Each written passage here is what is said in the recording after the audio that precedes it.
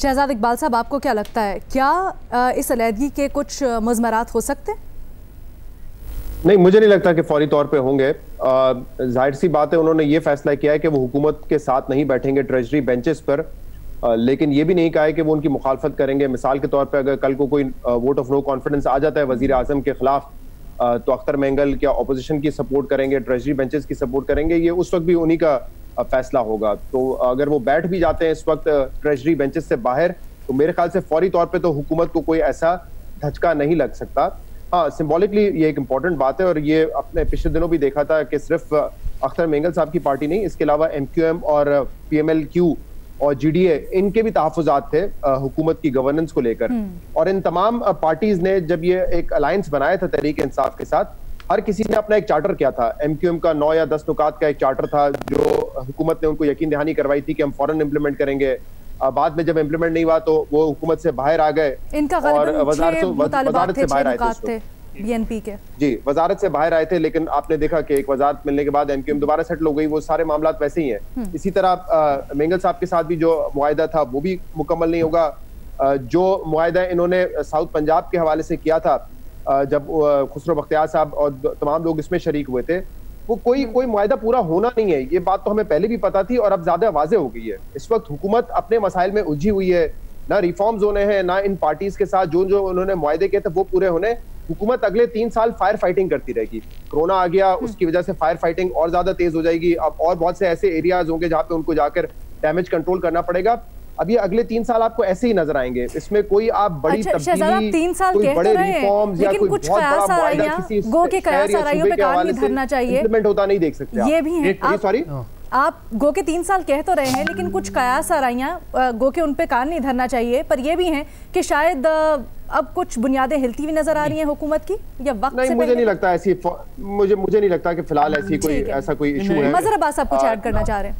देखिए, अभी जिस तरह शहजाद ने बात की ना, MQM में एक वक्त था कि MQM ऑलमोस्ट छोड़ने के लिए जो है उसने जो है वो तैयार हो गई थी। फिर MQM के लोगों से मैंने मालूम किया कि ऐसी जो सूरत हाल थी उसमें कि आप निकल रहे थे, कहते हैं कि हम तो निकलने को तैयार थे, हमसे कहा गया कि आप नहीं निकले, आप बैठे रहें। देखिए, अभी जब इस वक्त तक तो ये सूरत हाल ऐसी रहेगी, लेकिन जब सेनेट के इलेक्शंस आएंगे मार्च 2021 में, वो एक ऐसा मौका होगा और वहीं जो है वो कार्ड्स खुलेंगे, क्योंकि उस वक्त जो सूरत हाल होगी वो बड़ी मुख्तलिफ होगी। उसमें जहांगीर तरीन भी आपको एक्टिव नज़र आएंगे, उसमें PMLQ भी एक्टिव नज़र आएगी, उसमें BNP मेंगल भी एक्टिव नज़र आएगी। वो एक बड़ी दुकान लगेगी और वो एक क्रूशल मौका होगा। बाकी अभी तो जो सिचुएशन ऐसी रहेगी, क्योंकि अभी जो भी निकलने की कोशिश करता है उससे यही कहा जाता है कि आप तरीन साहब तो on the face of it अभी तो गायब है बिल्कुल। सेनेट इलेक्शंस में माजरत के साथ कता कलामी के अभी रिसेंटली जो चेयरमैन सेनेट के इलेक्शंस हुए थे, उसमें आपने देखा था ना कि कैसे जब वोट ऑफ नो कॉन्फिडेंस आ रहा था तो कैसे 60-65 खड़े हुए, और जब वोट देने की बारी आई तो 50 भी नहीं निकले। बिल्कुल सही कह रहे हैं। और जब डिनर हुआ तो फिर 60-65 लोग मैंने वही कहा ना कि वो जो वही सिचुएशन है ना कि उन्होंने निकलने की कोशिश की थी, गई तो उनसे कहा गया कि आप नहीं निकले। भट्टी साहब कुछ ऐड करना चाह रहे हैं?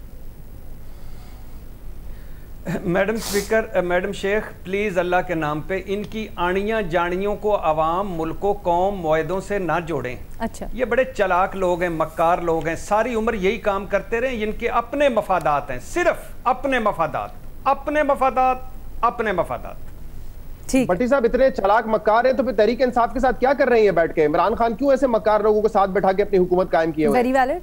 तो अजीब सी बात है ना, जहाँ पे मफाद इनकी पार्टी के तो PTI के भी अपने मफाद हैं। मैं कुछ कहना चाहूंगा। बिल्कुल मुनीब, आपने इमरान खान साहब को भोला समझा हुआ है मेरे महबूब शहजाद साहब। वो भी अल्हम्दुलिल्लाह इनके इस मुल्क के सियासतदान हैं। और ये नून लीग को छोड़ के, पीपल्स पार्टी को छोड़ के खेल को और खेलता है। Noon League number 1, Peoples Party number 2, Fazlur Rahman साहब 3, तहरीक इंसाफ 4, और किसके मोदी और ट्रंप रह गया, उनसे भी ये इत्तेहाद कर लेंगे। अच्छा, मुनीब का पॉइंट भी ले लेते हैं। जी मुनीब, बिटवीन द लाइंस भट्टी साहब ये कह गए कि सबसे बड़े चालाक और मकार तो फिर PTI निकली है कि उन्होंने छोटे छोटे चालाकों और मकारों को अपने साथ जोड़ लिया है। बिल्कुल बिल्कुल बिल्कुल बिल्कुल, आपने सही समझा। अच्छा, मैं अर्ज करना चाहूंगा। अब ठंड पड़ गई भट्टी साहब, आपकी इजाजत से भट्टी साहब आपकी मतलब मुनीब अर्ज करें आप इजाजत लें, हुक्म करें सर, हुक्म मुनीब भाई। अर्ज ये करना चाह रहा हूँ कि भट्टी साहब ने फरमाया कि ये सारे बड़े मफाद परस्त हैं, बड़े चलाक हैं और बड़े तेज हैं, बड़े होशियार हैं। आप देखिए, अगर ये इतने चालाक होशियार मकार हैं, जो इन मकारों को भी आगे लगा लेते हैं, उनके बारे में ना मैं ना आप ना कोई और बात नहीं करें। शतरंज हम आगे भी नहीं शतरंज का खेल है, मेरे दिल में पैदल भी जो है आ गई थी, तो मैंने कहा चलो मैं अर्ज कर लूं।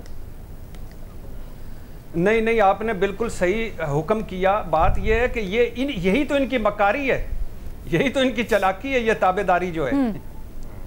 ठीक है।